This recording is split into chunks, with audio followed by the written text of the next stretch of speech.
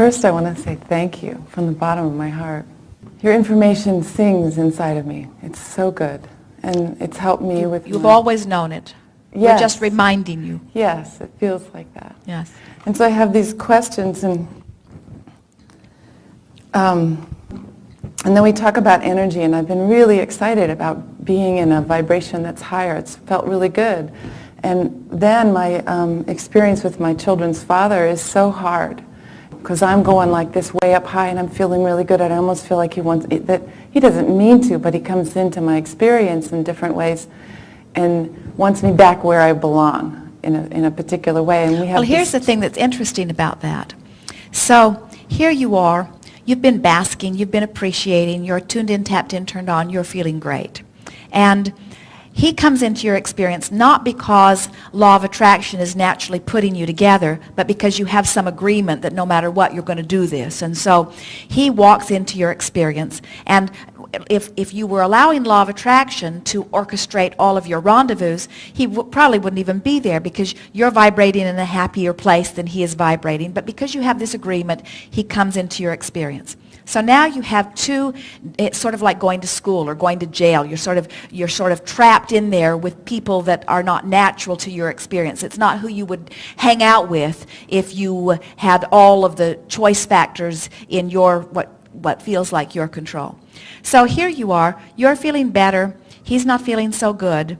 And he may be looking at you and thinking, I want to put her in her place, as you've described. And even if he's doing that, he could be thinking, I hate her guts, I want her dead, we're being as bad as any of you could ever be.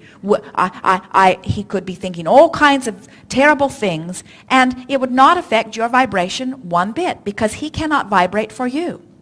But as you then look over at him and you say, oh, I think he thinks this, now you have chosen the vibration. And now you are including it in your mix. You've got your pencil in the fan. Your vibration is now slowed down to his level. You now don't feel very good. And now you blame him because you don't feel very good, when certainly he influenced you to that, but you have the choice about what you give your attention to.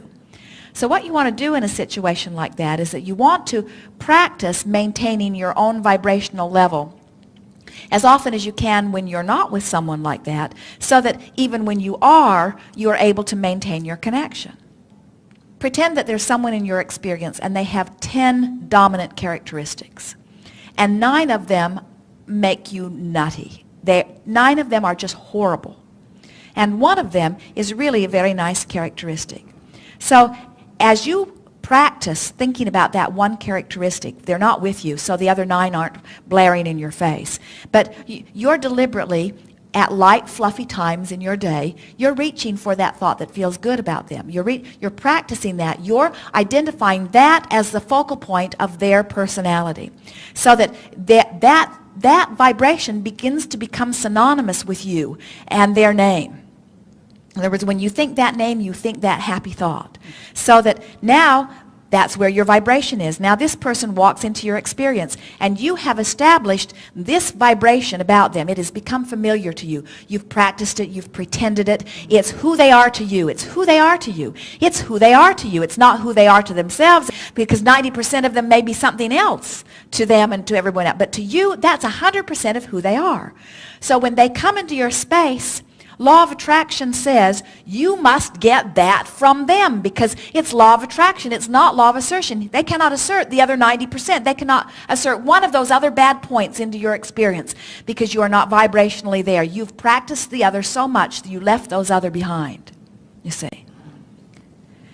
So then they have 2 choices. They can join you in that vibration, or they will vibrate right out of your experience, but they cannot stay if they are not a match. Yes, and with the 5 children that we share, he's there. But what we are saying to you is, we think that as you practice this vibration about him, that he will predominantly be giving you more and more and more and more of that. and it requires something that will serve you so well relative to all things. It requires that you learn to offer more of your vibration because you have chosen to than because of something that you are observing. Most people, before they come to understand this, offer most of their vibration in response to what they are observing. So they observe that behavior, they offer a vibration that matches it. They observe that behavior, they offer a vibration that matches it. So their vibration is sort of a jumble, and that's why people feel powerless. It's also why people think that if he would just change his behavior, my life would be better. And they're right. If he would act differently, then they would observe differently, then they would feel differently, then they would vibrate differently, then they would attract differently. But it's an awful big job to give someone else when you say, my happiness depends on your behavior.